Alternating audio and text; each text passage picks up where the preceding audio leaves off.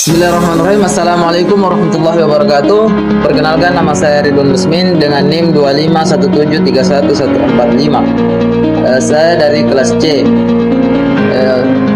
Berdirinya saya di sini, saya akan menjelaskan tentang olahraga senam lantai. Adapun tekniknya, yang pertama yaitu roll depan, yang kedua roll belakang, dan yang ketiga sikap lilin, dan yang keempat kayak. Adapun yang pertama yaitu roll depan adalah gerakan dasar dalam senam lantai yang dilakukan dengan cara menggulingkan badan ke arah depan melalui tengkuk, punggung, pinggang hingga kembali ke posisi awal. Gerakan ini termasuk dalam kategori gerakan berguling yang bertujuan untuk melatih kontrol tubuh, keseimbangan, serta koordinasi gerakan. Roll depan merupakan dasar penting dalam senam karena menjadi langkah awal sebelum mempelajari gerakan yang lebih sulit seperti salto. Selain itu, roll depan juga membantu meningkatkan kekuatan otot, kelenturan, serta keberanian dalam bergerak. Sejarah roll depan berasal dari perkembangan senam lantai yang merupakan bagian dari senam atletik. Senam sudah dikenal sejak zaman Yunani kuno sebagai latihan fisik untuk menjaga kebugaran, melatih kekuatan, dan persiapan militer. Gerakan berguling seperti roll depan sudah digunakan sejak dulu untuk melatih kelenturan dan keseimbangan pada abad ke-18 dan 19. Senam berkembang di Eropa, terutama di Jerman dan Swiss, dengan tokoh seperti Friedrich Ludwig J yang mengembangkan sistem senam roll depan. Kemudian dijadikan gerakan dasar karena sudah aman dan efektif. Hingga sekarang, roll depan tetap diajarkan di sekolah dan olahraga profesional. Dalam melakukan roll depan, terdapat beberapa peraturan, yaitu posisi awal bisa berdiri atau jongkok dengan diletakkan di lantai, selebar bahu, dagu harus menempel ke dada. Bagian pertama yang menyentuh tanah adalah tengkuk, bukan kepala. Tubuh harus dibulatkan saat mengguling, dan dorongan berasal dari kaki. Dari segi keamanan, harus menggunakan matras, tidak menumpu pada kepala atau leher. Melakukan pemanasan dan melakukan di tempat aman. Sikap tubuh harus rileks seperti terkontrol. Gerakan berurutan dan menjaga keseimbangan. Akhir gerakan harus kembali ke posisi jongkok atau berdiri dengan seimbang tanpa jatuh. Manfaat roll depan antara lain melatih kelenturan tubuh, meningkatkan keseimbangan, melatih koordinasi, meningkatkan kekuatan otot, melatih keberanian, dan membantu kontrol tubuh. Kesalahan yang sering terjadi adalah menumpu pada kepala, dagu tidak menempel ke dada, tubuh tidak dibulatkan, kurang dorongan kaki, tangan tidak kuat menopang, dan akhir gerakan tidak seimbang. Itu saja yang bisa saya jelaskan untuk roll depan.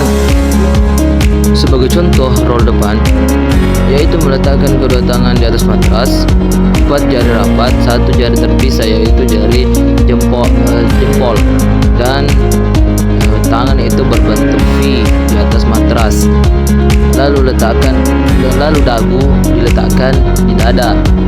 Lalu yang pertama kali mendarat yaitu tengkuk, punggung, lalu kembali ke posisi awal.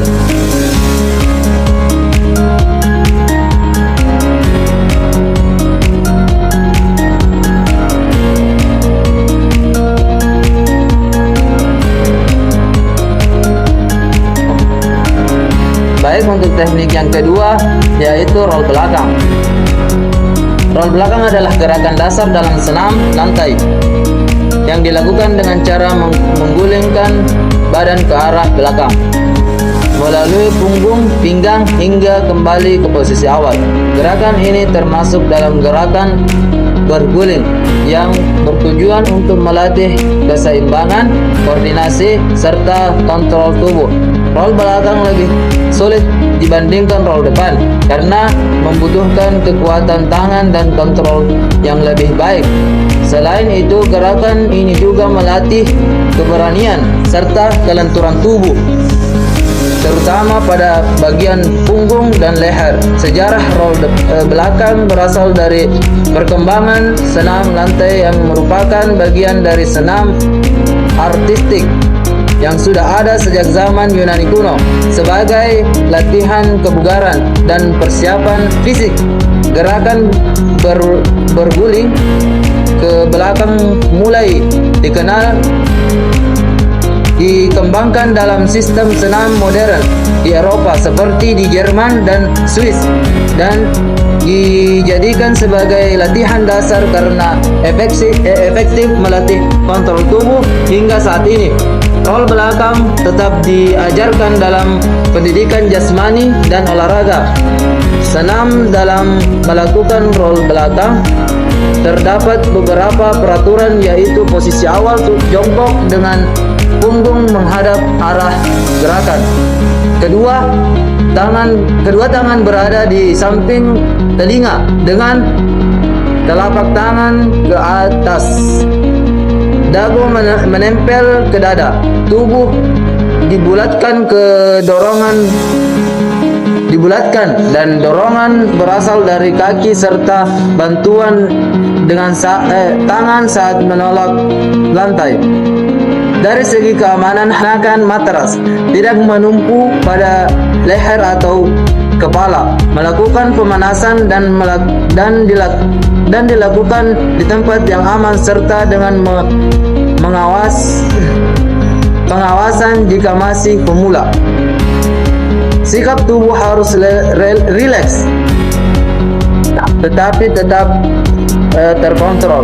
Gerakan dilakukan secara berurutan dan menjaga keseimbangan selama berguling. Akhir gerakan harus kembali ke posisi jongkok atau berdiri dengan seimbang tanpa jatuh. Manfaat roll belakang antara lain melatih kelenturan tubuh dan meningkatkan keseimbangan, melatih koordinasi gerakan, memperkuat otot dan tangan dan perut, melatih keberanian serta meningkatkan kontrol tubuh.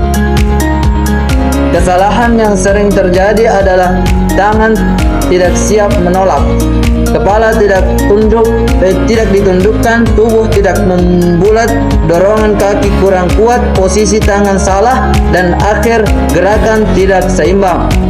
Cara melakukan roll belakang yaitu mulai dari posisi jongkok. Letakkan tangan di samping telinga, dagu ditempelkan ke dada. Jatuhkan badan ke belakang secara perlahan. Gulingkan tubuh melalui punggung. Dorong lantai dengan tangan saat pinggul berada di atas. Lanjut gerakan hingga kaki melewati kepala. Lalu akhir dengan posisi jongkok dan berdiri kembali. Penilaian roll belakang dinilai dari teknik gerakan, kelancaran, keseimbangan, kekuatan dorongan tangan, keberanian, dan sikap akhir. Hal-hal yang perlu diperhatikan dalam melakukan pemanasan menggunakan matras. Fokus saat melakukan gerakan, tidak terburu-buru, latihan secara bertahap, serta berani namun tetap berhati-hati. Variasi roll belakang meliputi dari posisi jongkok, dari posisi berdiri dengan bantuan teman, dan roll belakang ke sikap berdiri langsung. Tujuan pembelajaran roll belakang adalah mengembangkan keterampilan gerakan dasar, meningkatkan kebugaran jasmani, melatih koordinasi dan keseimbangan, meningkatkan kepercayaan diri, serta membentuk disiplin. Mungkin itu saja yang dapat saya jelaskan untuk roll belakang. Untuk contoh roll belakang, yaitu awalan jongkok dan meletakkan kedua tangan di antara kedua telinga, dan kepala atau dagu dirapatkan ke dada, dan duduk di matras, lalu menjatuhkan badan secara perlahan, dan ketika pinggang atau kaki telah melewati kepala, dorongan berada di tangan akan kembali ke posisi awal, yaitu jongkok lalu berdiri.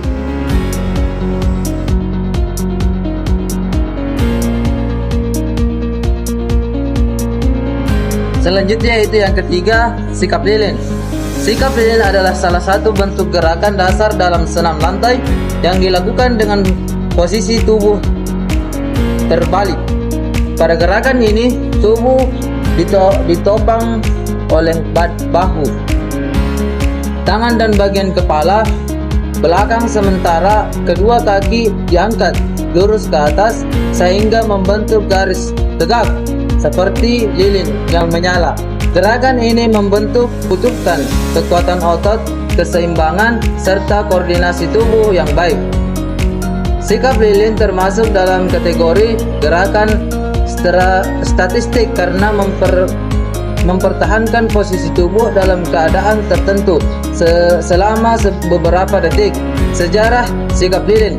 Sikap lilin merupakan bagian dari olahraga senam lantai yang memiliki sejarah panjang. Senam sudah dikenal sejak zaman Yunani kuno dan digunakan sebagai latihan fisik untuk meningkatkan kekuatan dan daya tahan tubuh. Pada abad ke-18 hingga ke-19, senam berkembang pesat di Eropa, terutama di Jerman dan Swedia. Tokoh seperti Friedrich Ludwig berperan penting dalam mengembangkan senam modern. Gerakan-gerakan dasar seperti sikap lilin mulai diperkenalkan sebagai latihan keseimbangan dan kekuatan tubuh. Seiring waktu, senam lantai masuk ke dunia pendidikan dan dijadikan bagian dari pelajaran olahraga di sekolah di Indonesia. Sikap lilin diajarkan dalam mata pelajaran PJOK sebagai latihan dasar bagi siswa. Peraturan adalah peraturan dan teknik dasar sikap lilin. Persiapan: gunakan matras, alat yang empuk untuk menghindari cedera. Lakukan pemanasan terutama pada leher, bahu, dan punggung. Posisi awal terbalik, terlentang dengan tangan di samping tubuh. Gerakan pelaksanaan: angkat kedua kaki secara perlahan ke atas, dorong pinggang hingga terangkat dari lantai. Letakkan kedua tangan di pinggang sebagai penopang. Lurus kedua kaki ke atas dan rapat. Jaga keseimbangan tubuh agar tetap stabil. Sikap akhir: tahan posisi beberapa detik sesuai kemampuan. Turunkan kaki secara perlahan kembali ke posisi awal dengan hati-hati. Hal yang harus diperhatikan: tubuh harus lurus dari bahu hingga kaki.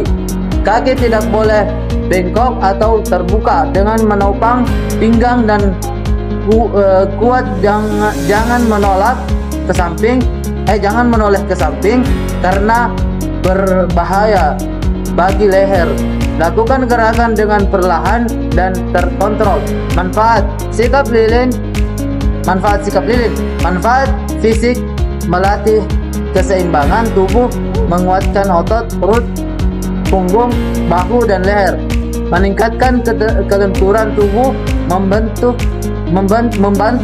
memperbaiki postur tubuh. Latihan kekuatan inti, manfaat keseimbangan, manfaat kesehatan tubuh, melancarkan peredaran darah, mengurangi ketegangan otot, meningkatkan kebugaran tubuh. Manfaat mental, melatih konsentrasi, meningkatkan fokus, membantu mengontrol gerakan tubuh. Kesalahan teknik dalam sikap lilin, posisi kaki tidak lurus atau terlalu renggang, pinggang tidak terangkat, masuk tubuh tidak tegap, miring atau condong. Kesalahan penopang, tangan tidak menopang pinggang dengan benar, siku terlalu melebar sehingga tidak stabil. Kesalahan gerakan dilakukan terlalu cepat, tidak menjaga keseimbangan saat posisi di atas. Kesalahan keamanan, tidak menggunakan matras, tidak melakukan pemanasan, menoleh ke samping saat posisi terbalik, resiko cedera leher. Mungkin itu saja yang saya dapat jelaskan. Untuk contoh sikap lilin, yaitu diawali dengan berbaring dan dilanjutkan dengan mengangkat kedua kaki. Kaki saat diangkat tidak boleh terpisah dan harus lurus untuk posisi sikap lilin, dan tangan berada di pinggang untuk menahan berat badan, dan untuk keamanan tidak boleh menoleh ke kanan atau ke kiri, nanti bisa cedera, dan dilakukan selama mungkin untuk Baik, yang selanjutnya yang keempat yaitu gerakan kayang. Kayang adalah salah satu gerakan dalam senam lantai di mana posisi tubuh melengkung ke belakang dengan kedua tangan dan kaki bertumpu pada lantai. Dalam posisi ini, perut dan pinggang diangkat ke atas sehingga tubuh membentuk lengkungan seperti jembatan. Gerakan kayang membutuhkan kelenturan tubuh yang baik, terutama pada bagian punggung, bahu, dan pinggang, serta kekuatan otot tangan dan kaki untuk menopang tubuh. Sejarah kayang. Kayang merupakan bagian dari senam lantai yang berasal dari perkembangan olahraga senam sejak zaman Yunani kuno. Pada masa itu, berbagai gerakan tubuh digunakan untuk melatih kekuatan dan kelenturan seiring perkembangan senam di Eropa pada abad ke-18 dan ke-19. Gerakan seperti kayang mulai dikenal sebagai latihan kelenturan tubuh dan menjaga bagian penting dalam senam modern. Di Indonesia, kayang diajar dalam pelajaran PJOK sebagai pelatihan dasar, peraturan dan teknik dasar kayang. Yang pertama, persiapan. Sebelum melakukan kayang, lakukan pemanasan terutama pada tangan, bahu, punggung, dan pinggang, serta gunakan matras agar aman dari cedera. Yang kedua, gerakan pelaksanaan. Yang ketiga, berdiri tegak dengan kaki sedikit terbuka. Yang keempat, angkat kedua tangan ke atas. Yang kelima, condongkan tubuh ke belakang serta secara perlahan. Yang keenam, letakkan kedua tangan di lantai. Yang ketujuh, angkat pinggul hingga tubuh membentuk lengkungan. Yang kedelapan, tumpukan berat badan pada tangan dan kaki. Sikap akhir setelah posisi kayang. Stabilkan tahan beberapa detik, lalu turunkan tubuh secara perlahan dan kembali berdiri dengan bantuan dorongan tangan dan kaki. Hal yang harus diperhatikan, tangan dan kaki harus kuat menopang tubuh, posisi kepala rileks, tubuh melengkung dengan baik. Lakukan gerakan secara perlahan, hindari gerakan tiba-tiba. Manfaat kayang.